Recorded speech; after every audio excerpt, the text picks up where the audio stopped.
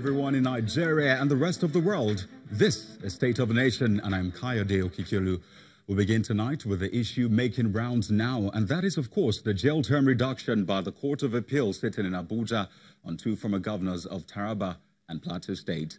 Now, the court, in her unanimous judgment of the three-man panel led by Justice Stephen Ada, quashed the sentence in count 12 and reduced Joshua Dariye's sentence from 14 to 10 years, and that of the former governor of Taraba State, Reverend Jolly Yame, from 14 years to 12 years.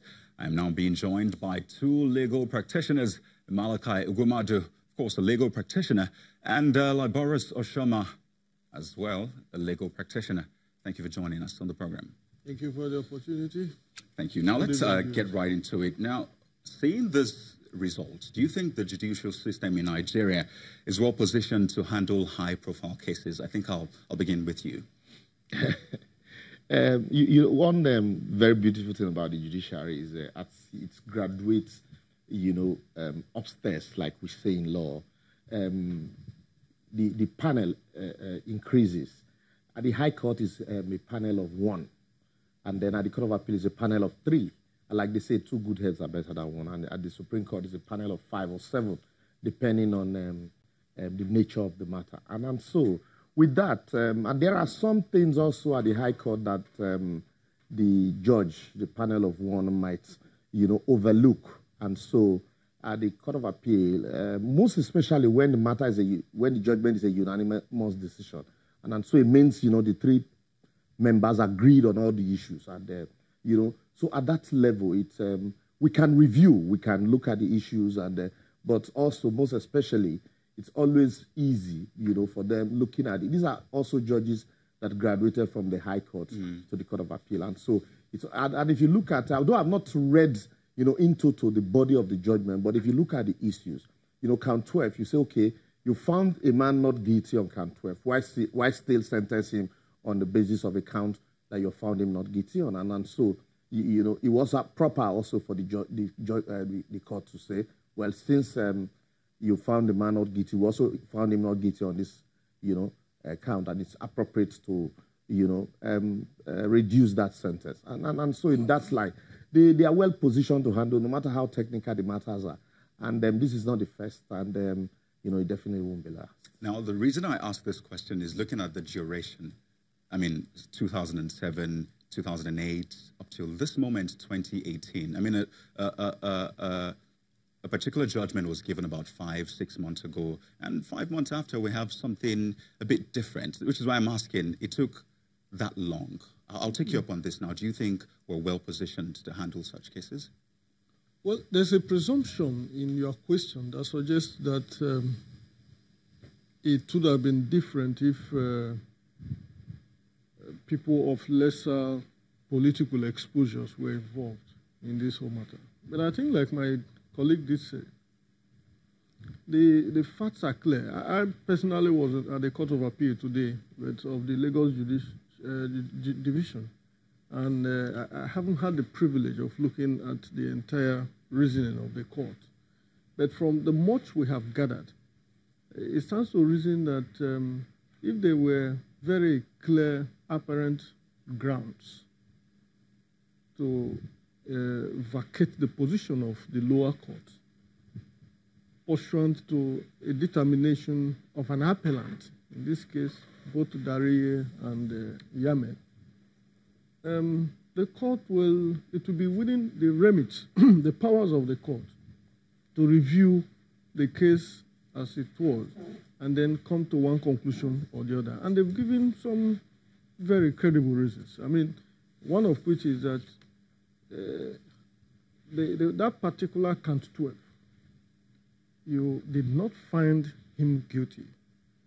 And in the computation of the years in the sentencing, you took into account the years, specified for that. I mean, that clearly must have been a mistake. But I think that we're a bit conflicted because, come to think of it, except you have the muscle, the energy, to go through the whole hawk, not many people will muster the resources to contest the propriety or otherwise of what has happened at the lower court with a view to correcting some of these mistakes. But I make this point in conclusion that, look, the whole essence of the hierarchy in our courts is to ensure that justice is served. There are instances in which even a victim at the lower court can go on appeal to even challenge some aspects of the judgment that turned out to be in his favor. It's allowed, it's permissible.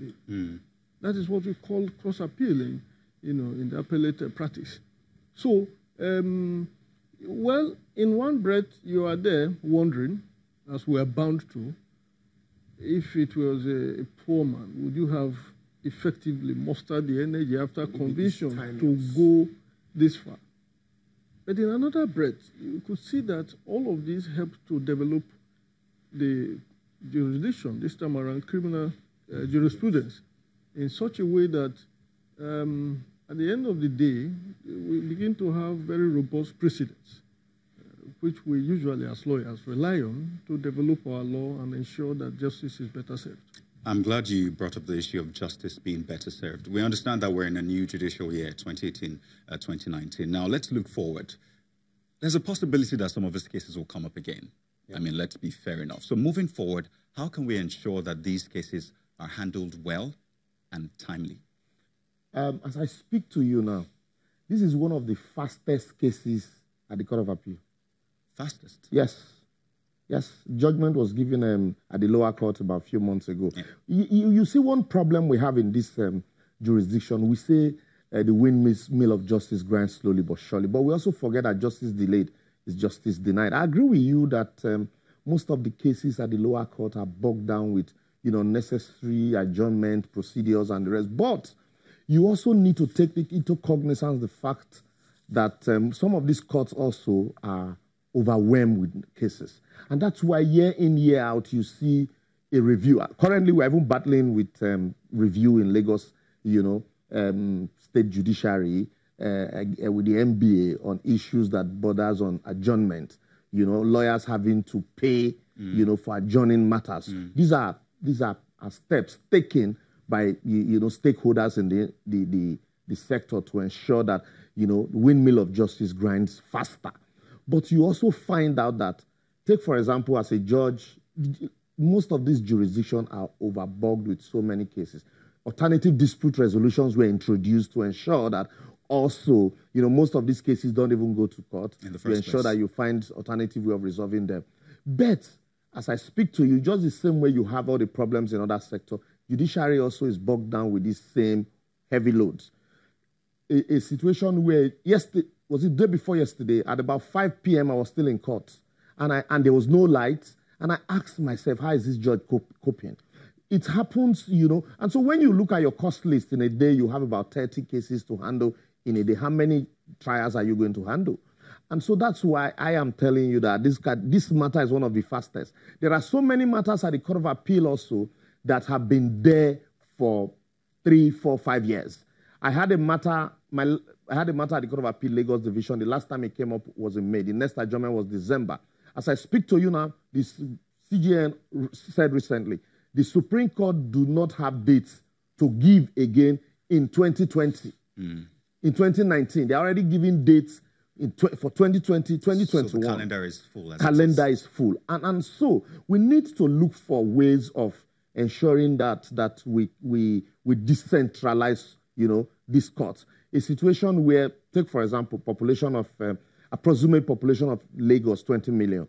You have about 70-something courts in Lagos to handle all the disputes, including the political ones that we come from. That sounds like a lot of exactly. I'd like to take you up on that issue too. Moving forward, how do we ensure that our judicial system is effective? You said something, grinding surely and faster. How do we ensure that? Well, there have been a lot of proposals in the past, and I think we will do well if we, with some measure of humility, look back at recommendations that have been made, because they are quite credible and feasible. The first is to ensure the independence of the judiciary. The second is to deal with the recruitment processes, because majority of the delay, as practitioners can tell you, come from lawyers, no doubt. Okay, But there is a corresponding responsibility on the judges themselves. We've seen instances, particularly at the lower cadre of the ladder. I'm sorry, I really have to butt in, but I'm glad you spoke about independence, and that's a major thing. At this moment, gentlemen, I'd like to thank you very much for spending time with us on the program. Thank you for sparing your time and your thoughts especially, and we look forward to a better judicial system in the country. My pleasure. You're watching State of a Nation on Channels Television. We'll go on a quick break now, and when we return, we'll take a look at the minimum wage dialogue in the country. Stay with us.